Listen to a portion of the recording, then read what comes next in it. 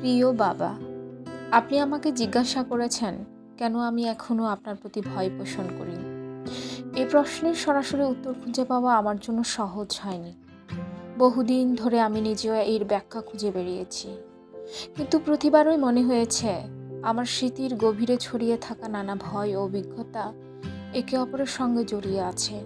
তাই সবকিছু স্পষ্ট ও সুসংগঠিতভাবে প্রকাশ করা আমার পক্ষে কঠিন।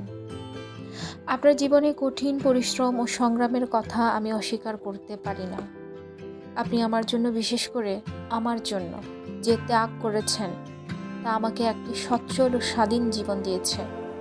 এই দিক থেকে আপনি কখনো আমার কাছ থেকে কৃতজ্ঞতা দাবি করেননি। এটি আপনার মহত্বের পরিচয়। তবু এই সব কিছুর মাঝেই আপনি আমার জীবনে এমন কিছু নিয়ম ও সীমাবদ্ধতা আরোপ করেছিলেন যা আমার কাছে প্রায়শই অসহনীয় মনে হতো। আপনার কাছে যে বিষয়গুলো স্বাভাবিক ও সহজ ছিল, সেগুলো আমার জন্য হয়ে উঠেছিল জটিল ও কঠিন। আপনার প্রত্যাশা, আপনার দৃষ্টিভঙ্গি সব কিছুই যেন আমার নিজের অনুভূতি ও চাহিদার সঙ্গে সংঘর্ষে লিপ্ত হতো। ফলে আমি নিজের ভেতরে এক ধরনের দ্বন্দ্ব অনুভব করতাম। একদিকে ছিল আপনার প্রতি শ্রদ্ধা ও কর্তব্যবোধ, অন্যদিকে ছিল নিজের স্বাধীনতা ও ব্যক্তিসত্তার আকাঙ্ক্ষা। এই দ্বন্দ্ব থেকে আমি অনেক সময় নিজের জগৎ তৈরি করেছি, বইয়ের মাঝে, নিজের ঘরে কিংবা বন্ধুদের সঙ্গে।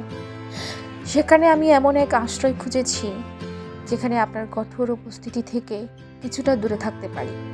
কিন্তু দুর্ভাগ্যবশত আপনি প্রায়ই আমাকে এমন কিছুর জন্য দোষারোপ করেছেন যা আমি করিনি।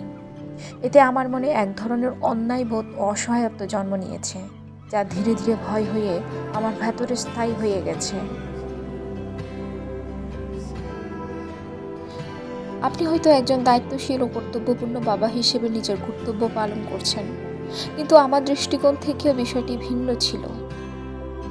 আমি নিজেও সম্পূর্ণ দোষী নই, কারণ আমার মন, আমার স্বভাব সবকিছুর অন্য এক পথের দিকে ঝুঁকেছিল।